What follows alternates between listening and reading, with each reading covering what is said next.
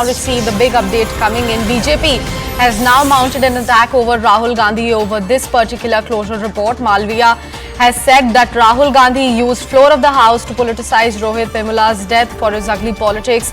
Now that Telangana police under a Congress government has filed a closure report stating that Vemula did not belong to the SC community and died by suicide only, will Rahul Gandhi apologize to the Dalits? That the attack coming in from BJP's Amit Malviya towards Rahul Gandhi, asking him whether he is now going to apologize Dalits after that closure report under his government has been filed by the state police. Swastika, coming back to you, since we were just talking about the political scenario and now looking at the state's political scenario, how is this particular case going to go further and change things from now onwards?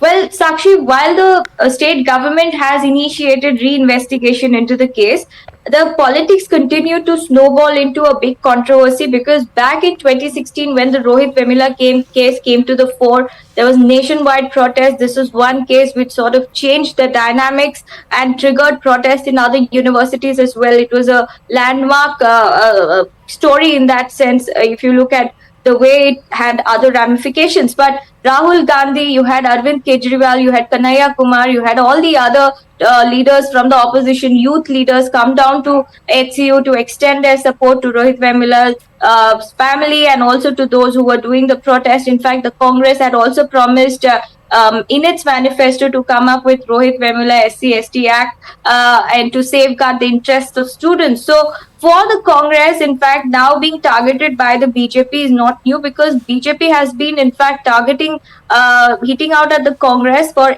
maligning the image and spreading lies, what they call, over Rohit Vemula's story to target then HRD Minister, Union Minister Smriti Irani, Bandaru Dattatreya, Labour Minister, and even local BJP leaders, former MLC from the BJP, Ramchandar Rao. The BJP claims that the closure report reveals the truth, which the BJP also, remember, had focused back then, that Rohit Vemula does not hail from the Dalit community, and this has become a point of contention for them to target. And it is crucial because not only will it have pan-India ramifications, but also in the state of Telangana, because May 13th is when Telangana goes to polls, and for the BJP this is going to be a big issue, which they say, and they've said that they say that they stand vindicated, because this is what they had stressed upon back then, iterating that Rohit Vemula does not hail from the Dalit community. And now the state government's closure report,